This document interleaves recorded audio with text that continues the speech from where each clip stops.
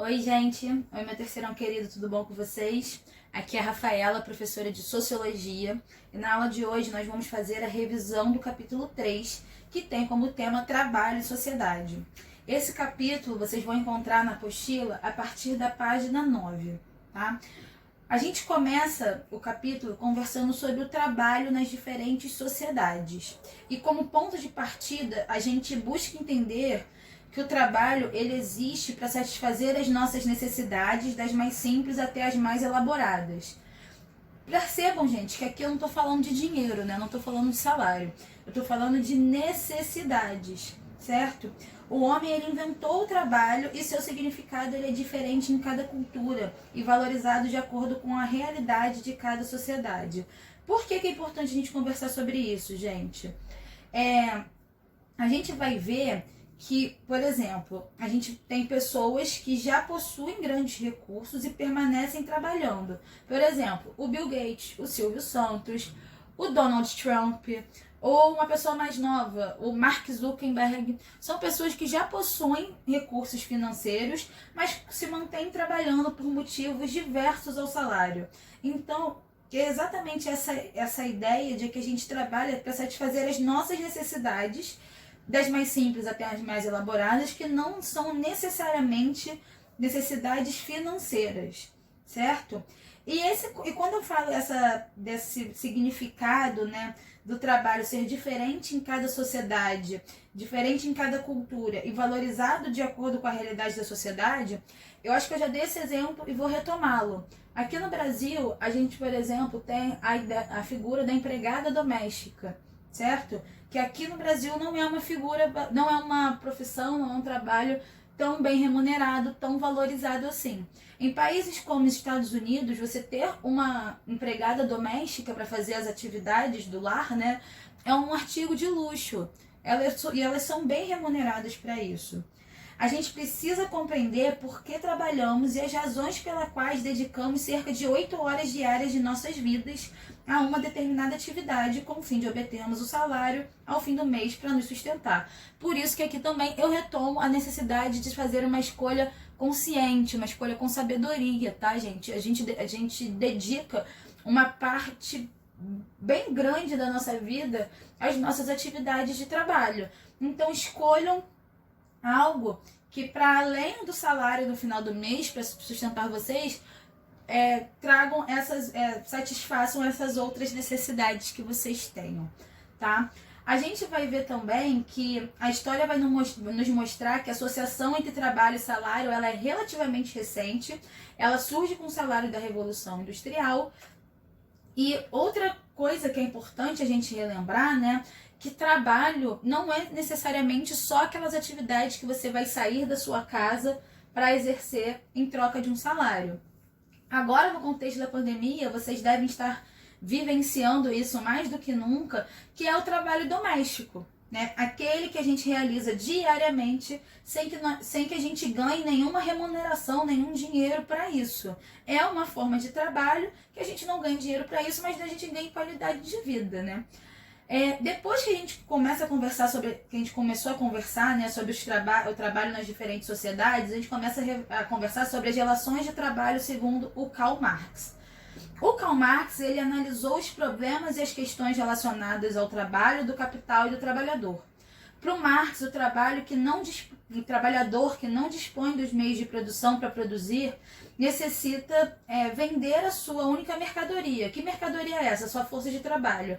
Ou seja, gente, aquele trabalhador que não tem como trabalhar por conta própria, que necessita das ferramentas, dos meios de produção para poder exercer as suas atividades, ele vai vender a sua força de trabalho para poder trabalhar. Cuidado aqui, tá, gente? Quando a gente fala força de trabalho, não associem com força física, com uma força laboral. A força de trabalho a qual o Marx ele se refere é a capacidade de trabalho daquele indivíduo. Por exemplo, eu sou professora de geografia e de sociologia. A minha força de trabalho é a minha capacidade de ensinar, tá? Por exemplo, um médico, a força de trabalho dele vai ser de cuidar de doentes e assim por diante. O Marx ele afirma que a transformação do trabalho em algo que tem um valor monetário, em uma mercadoria, vai possibilitar a exploração ou a alienação do trabalhador e de sua força de trabalho pelo capitalista, que vai ser o detentor dos meios de produção. Por que ele fala isso, gente? Porque vai começar a existir um conflito entre os trabalhadores, essa ideia do proletário, e do capitalista ou burguês. Porque o capitalista ele tem como objetivo principal o lucro. E como que se dá o lucro? Através da diferença entre o valor produzido pelo trabalho e pelo salário pago ao trabalhador. Vai existir uma diferença entre esses valores. Então, essa exploração do trabalho, como Marx diz, vão causar conflitos e vai possibilitar essa alienação, essa exploração da força de trabalho, ok? Depois que a gente conversa sobre tudo isso, é fundamental que a gente tenha claro a definição do que é o trabalho. A gente vai entender o trabalho como conjunto de atividades produtivas ou criativas que o homem exerce para atingir determinado fim.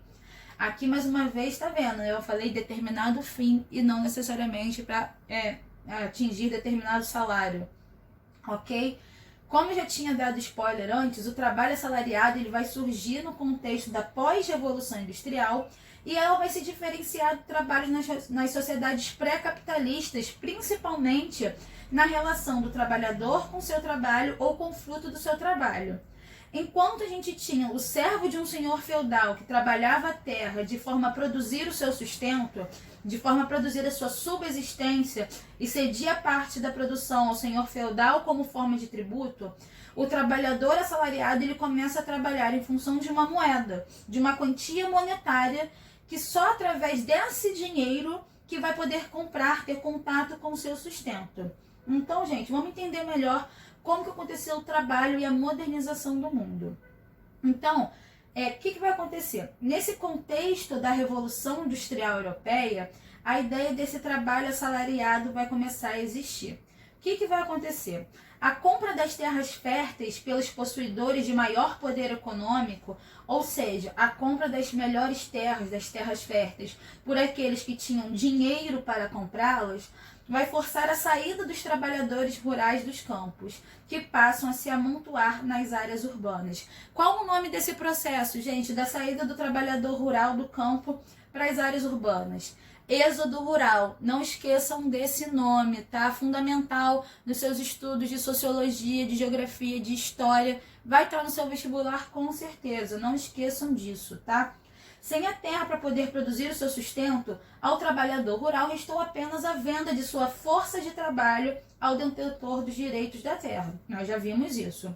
O trabalhador recebia uma quantidade monetária, um salário, relacionado com o que era produzido, apenas o necessário para que o indivíduo permanecesse vivo, ou seja, apenas o necessário para a sua subsistência.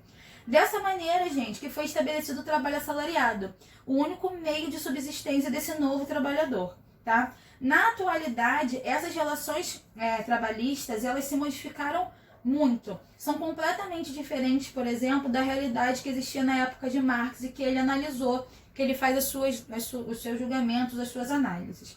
Agora, por exemplo, vai emergir a figura do prestador de serviço. Quem é esse prestador de serviço? Ele não vai estar obrigatoriamente ligado ou dependente dos meios de produção. Os prestadores de serviço mais comuns hoje em dia vão ser a galera da limpeza, né, os faxineiros e a galera principalmente de segurança. Por quê?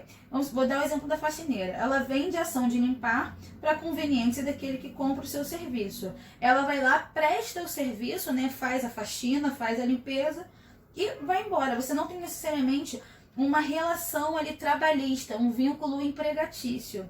Não sei se ficou claro. Você vai lá, faz seu trabalho e tá ok. Se depois vai precisar novamente, você contrata esses serviços de maneira pontual, tá? Hoje em dia, a prestação de serviços são a maioria esmagadora de forma de trabalho e do movimento de capital. Enquanto a produção industrial, que necessita de trabalhadores humanos em linhas de produção, está em constante declínio. Por que a gente tem esse declínio da necessidade de mão de obra humana na indústria? Devido aos avanços tecnológicos e à automação das linhas de produção, certo?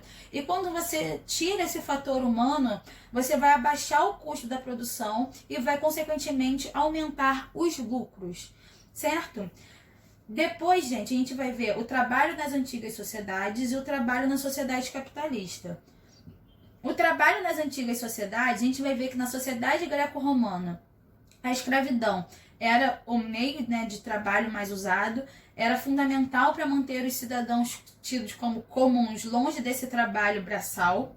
Na sociedade feudal, como a gente já viu, quem de fato trabalhavam eram os servos, os aldeões e os camponeses livres. Já nas sociedades tribais, a produção do trabalho ela estava vinculada a mitos e ritos, ligada a parentesco, festa, arte, enfim, a vida do grupo como uma forma geral. O trabalho na sociedade capitalista, quando o capitalismo se constituiu na decadência do feudalismo na Europa, ele se transforma naquela mercadoria que a gente já viu e surge a ideia dessa força de trabalho que pode ser comprada e vendida. Sobre isso, o Weber ele relaciona o capitalismo ao protestantismo. A reforma protestante deu ao trabalho a condição de se obter êxito material como expressão de bênção divina, ao contrário da igreja cristã do sistema feudal. Já o Marx, como a gente já viu, ele sempre vai ter essa lente do conflito de classes, não esqueçam. Então, o Marx ele diz que quando os trabalhadores percebem que estão trabalhando demais e recebendo de menos, os conflitos começam a ocorrer. Aquela ideia, né, da mais-valia, que ele diz que a exploração seria a base do sistema capitalista. Já o Durkheim considera a divisão do trabalho como uma forma de solidariedade e não um fator de conflito, né? Ele vai totalmente contra o que o Marx diz.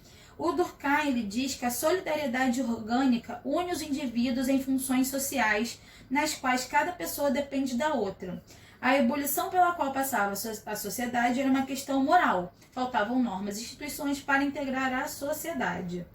Aí, gente, as revoluções industriais, elas vão se desenvolvendo e vão começar a emergir ideias, formas de organizar essa produção, certo? A gente vai ver o Fordismo, o Taylorismo e o pós-Fordismo, ou acumulação flexível, ou também conhecida como Toyotismo. O Fordismo ele é um conjunto das teorias sobre administração industrial que foram criadas pelo Henry Ford, né? O nome já dá a dica, que ele é fabricante de automóveis da Ford. E ela acontece no início do século XX, e a partir do desenvolvimento das fábricas vão surgir a ideia das linhas de montagem, com um trabalhador extremamente especializado, a ideia da divisão do trabalho e cada trabalhador sendo responsável por uma parte da produção, tá? Já o Taylorismo então, é um sistema de organização do trabalho que foi concebido por um engenheiro chamado Taylor, né, por isso o nome Taylorismo. Ele pretende, né, com esse Taylorismo, se pretende alcançar o máximo de produção e rendimento com o mínimo de tempo e esforço, ou seja, aumentar a ideia da produtividade. O Taylorismo ele vai propor a organização do trabalho de forma científica, racionalizando a produção.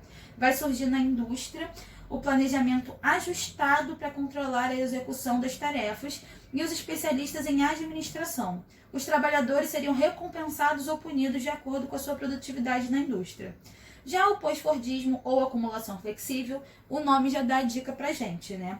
Ele vai surgir a partir dos anos 70 e com ele vai haver essa flexibilização dos processos de produção ou automação, a flexibilização dos mercados de trabalho, que é essa ideia do subemprego, a flexibilização dos produtos e dos padrões de consumo. O que quer dizer essa flexibilização? A durabilidade dos produtos vai ser reduzida exatamente para estimular a uma troca constante, certo?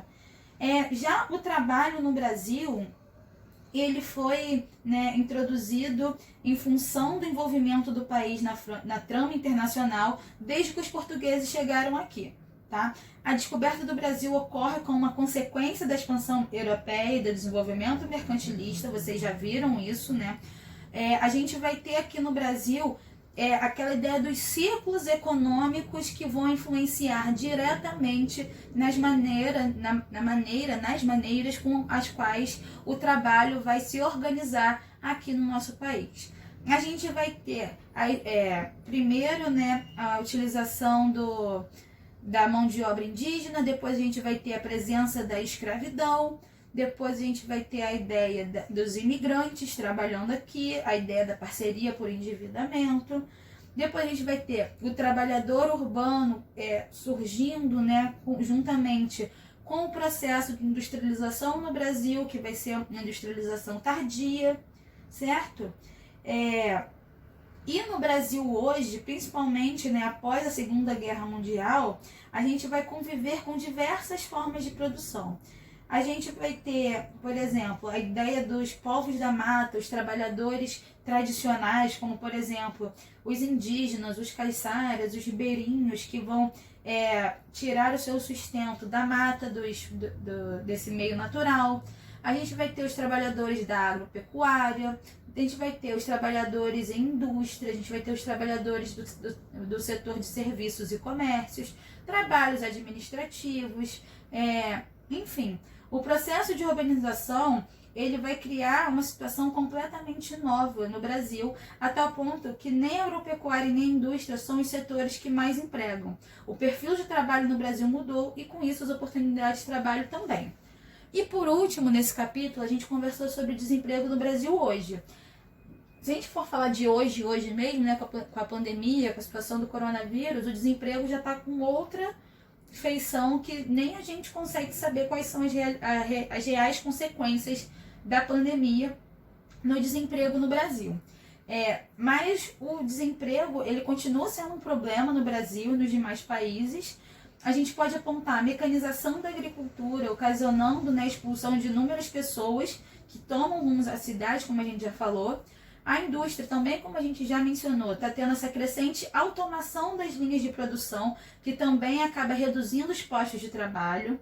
E algumas pessoas acham que para poder resolver o problema de desemprego é preciso mais desenvolvimento econômico, já que outras pessoas também consideram que é um problema inerente da sociedade capitalista, tá? Mas a solução mesmo é que se invista em educação, para você ter uma mão de obra cada vez mais capaz de ter melhores condições de emprego. Tá bom, gente? Então, pessoal, nós estamos encerrando a nossa revisão dos conteúdos do capítulo 3. E como vocês já sabem, nós vamos ter a nossa atividade devolutiva número 4, referente aos assuntos do capítulo 3. O que eu quero que vocês façam? Vocês devem fazer o nosso bom e velho amigo resumo do capítulo 3, certo? Não esqueçam, pessoal, de colocar nenhum dos conteúdos vistos ao longo do capítulo. O resumo é uma ferramenta muito importante, de grande valor, para facilitar o estudo de vocês. Então, caprichem, tá bom? A gente fica por aqui. Um beijo, se cuidem e até a próxima. Tchau, tchau!